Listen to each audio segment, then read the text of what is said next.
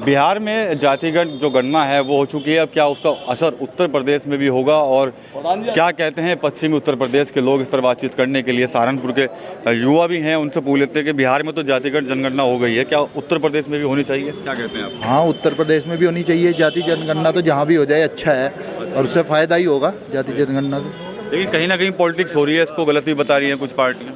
देखो, पॉलिटिक्स अपने अपने तरीके से कर रहे हैं, लेकिन गलत है। जाति जनगणना तो होनी चाहिए, ये पहले से ही लोग सब कुछ राजनीतिक पार्टियां भी उठा रहे थे कि जाति जनगणना होनी चाहिए और होनी भी चाहिए, इससे फ़ायदे ही हैं जाति जन। आप क्या कहते हैं इस बारे में जाति जनगणना को लेकर? बिल्कुल होनी चाहिए जी जातिगत। हाँ जी, तो अधिकार है, तो जब भी तो पता चलेगा जो है राज कोई कर रहा, वोटर कोई है, कितने संख्या तो पता लगनी चाहिए जी, ये तो ज़रूरी है, अधिकार है हमारा।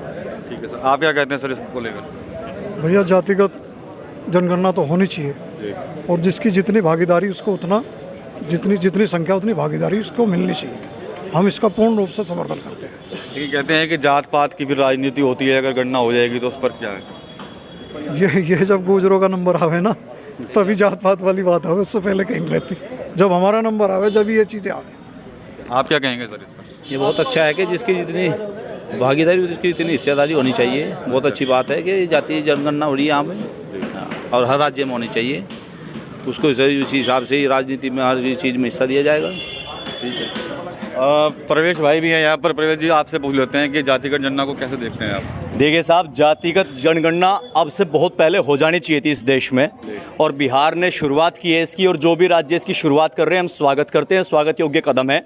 देश के संसाधनों में और सरकार में हिस्सेदारी होनी चाहिए, उसके लिए ये लाजमी हो गया है कि जातिगत जनगणना होनी बहुत ज़रूरी है, ताकि ये पता लग सके कि दलित कितने हैं, पिछड़े कितने हैं, स्वर्ण कितने हैं। संसाधनों में हिस्सेदारी के लिए और सरकार में भागीदारी के लिए जातिगत जनगणना परम आवश्यक है। अगर इसका विरोध होता है, कुछ पार्टियां का विरोध करती हैं तो फिर? देखिए, विरोध एक राजनीति से प्रेरित तो हो सकता है, पर हकीकत यही है कि हक इंसान को मिलना चाहिए, जिसकी जितनी संख्या भारी उसकी उतनी हिस्सेदारी। हमारा मानना तो ये है साहब। ठीक है, कुछ लोग और भी हैं, आप किस तरह से देखते हैं जातिगत जनगणना जो हो रही है? भाई साहब, वैसे तो मुझसे पहले मेरे बड़े भाइयों ने बताया, लेकिन मैं बिल्कुल इस चीज़ के पक्ष में हूँ। जातिगत बिल्कुल होनी चाहिए गणना जी। एक राज्य ने तो बिहार ने की भी है, उसका स्वागत करते हैं। हम सरकार से यही पहल करते हैं, एक उम्मीद करते हैं कि जातिगत जनगणना जरूर होनी चाहिए। कुछ लोग और यहाँ पर मौजूद हैं, उनसे जान लेते हैं। आप बताएं इंद्रवत्स जी कि क्या जातिगत जनगणना होनी चाहिए कि नहीं होनी चाहिए? नहीं, जातिगत जनगणना भारत देश में तो बिल्कुल नहीं होनी चाहिए, क्योंकि हमारे देश में तो आदिकाल से वर्ण व्यवस्था है। जातियाँ तो पहले भी नहीं थी, तो अब जो जातियों में बांटने का काम करा जा रहा वो केवल राजनीतिक प्रोपेगेंडा है, अपनी राजनीतिक रोटियां सेकने के लिए करा जा रहा, जिससे समाज में और डिसबैलेंस होगा। अगर भारत में होना चाहिए तो आर्थिक आधार पे जनगणना होनी चाहिए, कौन कितना गरीब है, कितना अमीर है, किसकी क्या व्यवस्था है। जातिगत जनगणना केवल समाज को बांटने का काम करेगी मेरे विचार से। ठीक है, विषय आप क्या कहेंगे? मेरा मानना ये है कि जो जातिगत गणना ये है, ये बिल्कुल गलत है। मैं इसको सही नहीं मानता, क्योंकि हिंदू समाज को तोड़ने का और बिखेरने का जो है कि षड्यंत्र रचा जा रहा है। क्योंकि आपने हाल फिलहाल में देखा होगा कि जो पार्षदों के चुनाव या मेयर के चुनाव होते हैं वो जातिगत आधार पर टिकट दिए जाते हैं। मैं इससे बिल्कुल सहमत नहीं हूँ।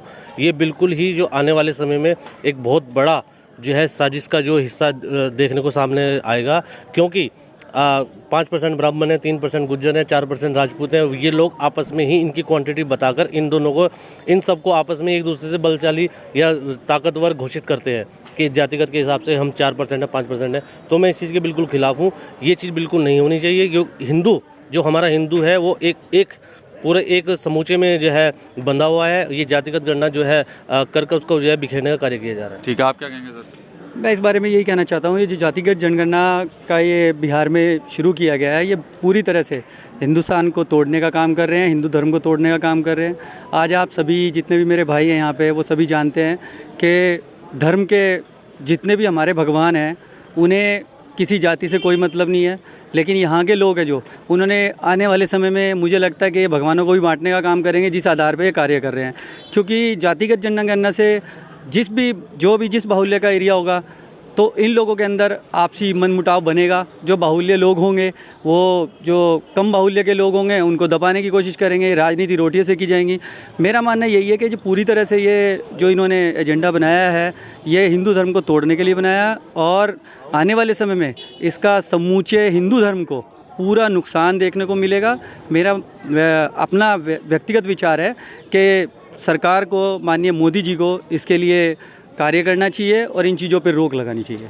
मानते हैं आपके बिल्कुल नुकसान होगा अगर गणना होती है तो? बिल्कुल 100% नुकसान होगा अगर जातीय आधार पर गणना होती है, क्योंकि आप देखो समाज वैसे भी जातियों में बटा हुआ है। यदि उसका सरकारी आंकड़ा सामने आ जाएगा तो ये जो खाई है ये और बढ़ती चली जाएगी, जो समाज के लिए ही हानिकारक होगी।